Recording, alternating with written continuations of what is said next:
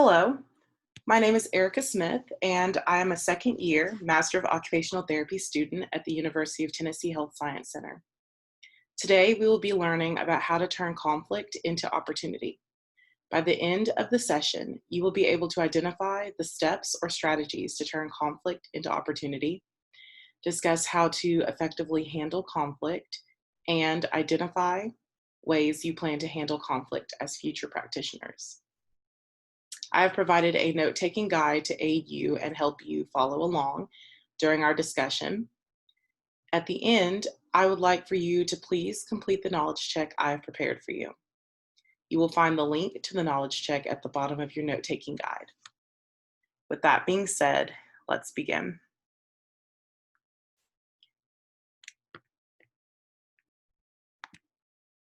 Conflict arises from differences. It occurs when people disagree over their values, motivations, perceptions, ideas, needs, or desires. In the workplace setting, differing needs are often at the core of disputes. When you can recognize the legitimacy of the conflicting needs and are willing to examine them, the pathways are opened to creative problem solving, team building, and improved relationships. A few important things to consider about conflict before we continue. A conflict is more than just a disagreement. It is a situation in which one or both parties perceive a threat, whether the threat is real or not. Conflicts continue to fester when ignored. Because conflicts involve perceived threats to our well-being and survival, they stay with us until we face and resolve them. We respond to conflicts based on our perceptions of the situation, not necessarily to an objective review of the facts. Our perceptions are influenced by our life experiences, culture, values, and beliefs. Conflicts trigger strong emotions.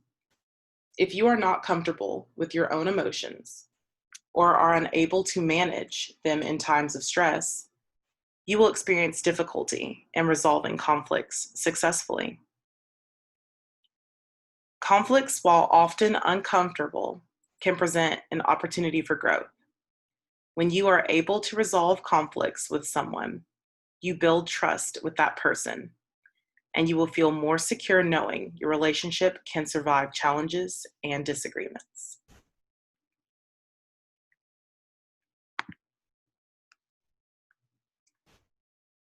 And that is what we will be guiding. That's what will be guiding our conversation. Opportunity. How can we turn conflict into opportunity?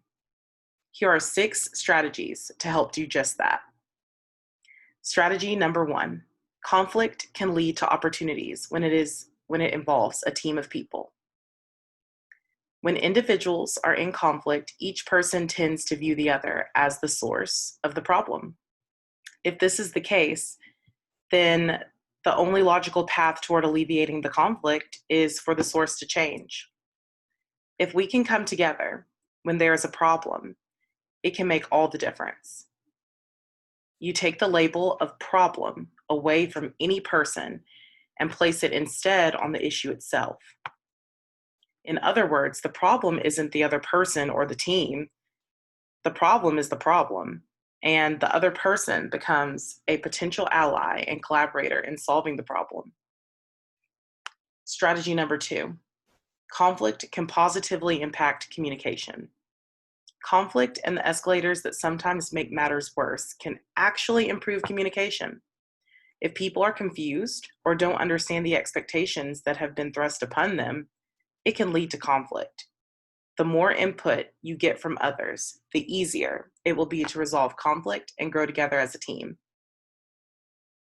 Strategy number 3, conflict can be energizing when it forces people out of their comfort zones. Conflict evolves and is fueled by opposing interests. It intensifies when values are different. This can allow people to step out of their comfort zones when conflict arises. Strategy number 4, conflict can improve productivity.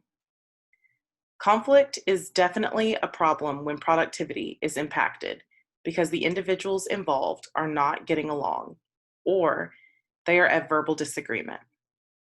Don't avoid it or pretend it's not happening. Work to turn conflict into improved productivity. Strategy number 5, conflict can improve your meetings. If all parties are open to listening and working on solutions in a group setting, for example, monthly or departmental meetings, everyone may get a different and valuable perspective regarding where there's a problem and how the problem can be resolved. Strategy number 6, conflict can be a very good thing. The way that you handle conflict can make the difference between a good and a not so good outcome. If you choose to adopt behavioral changes in the way that you react to conflict, you can lead others toward building a closer, stronger bond. Remember that you have a choice in everything you do and say, all of which is a direct reflection on you as a leader and a future practitioner.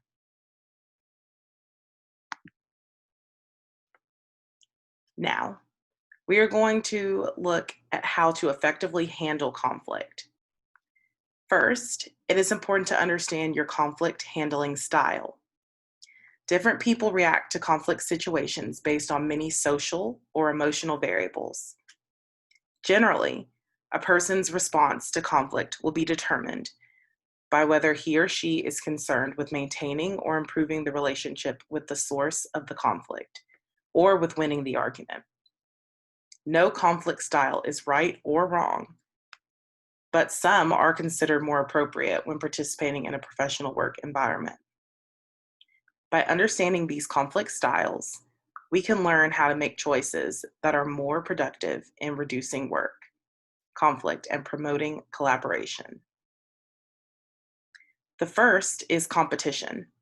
People who use this style can come across as aggressive, confrontational, and intimidating. A competitive style is an attempt to gain power and pressure a change. The big disadvantage with this style is that relationships can be harmed. So the value of own issue is high, the value of relationship is low, and the goal is I win, you lose. The next style is accommodation. Here you set aside your own personal needs with an attempt to please others. The emphasis here is on preserving the relationship. Accommodators are usually unassertive. This style can be useful when you want to minimize losses or when you are going to lose anyway because it preserves relationships. The value of the own issue here is low. The value of the relationship is high, and the goal is I lose, you win. Next is avoidance. This is characterized by ignoring or withdrawing from a conflict rather than facing it. The avoider is perceived not to care about the issue at hand. He or she is hoping that the issue goes away or resolves itself without him or her getting involved in the conflict. The value of own issue is low, value of relationship is low, and the goal is I lose, you lose. With compromising, a compromising style demonstrates that you are willing to sacrifice some of your goals while persuading others to give up part of theirs. You give a little, but you get a little. Compromising maintains the relationship and can take less time than collaboration. While it represents an easy way out of confrontation, it may reduce creative problem solving. Here, the value of the own issue is medium, value of relationship is medium, and the goal is I win some, you win some. The last style that we're going to talk about today is collaboration. This style views a conflict as a problem to be solved, with the motivation to identify creative solutions that will satisfy all concerned parties. When collaborating, you do not give up your self-interest. Rather, you identify concerns, test your own assumptions, and understand the views of others. It takes time and energy to collaborate, but in the end, results can foster trust, respect, and relationship building. Here, the value of own issue is high. The value of relationship is high, and the goal is I win, you win.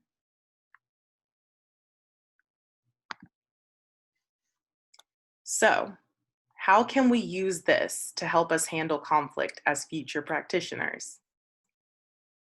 We can use skills that will help us maintain a sense of teamwork, promote organizational harmony, skills that will aid us in resolving conflict.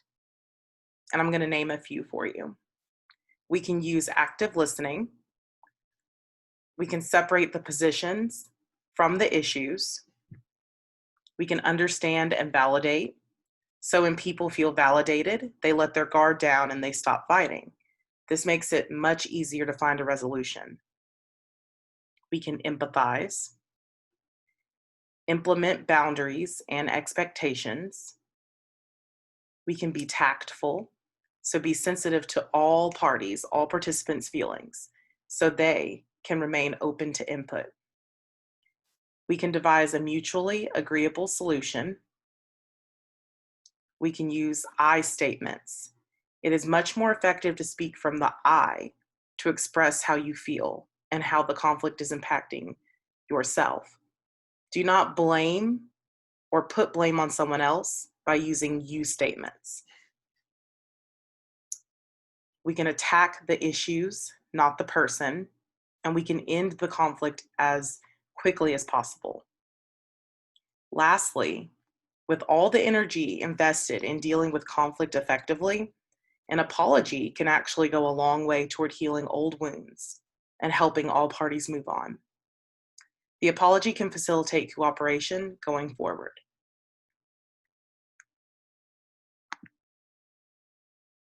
In summary, and the big takeaway is that the ultimate goal in the workplace is to collaborate with our coworkers to maximize the outcomes for the populations we are serving.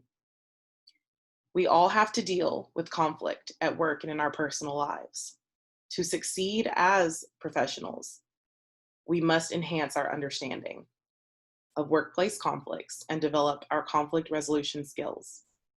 In doing so, we can turn conflict into opportunities for personal growth and improved clinical outcomes. Thank you so much for your time and attention. Please don't forget to take the knowledge check. You can find the link at the bottom of the note-taking guide.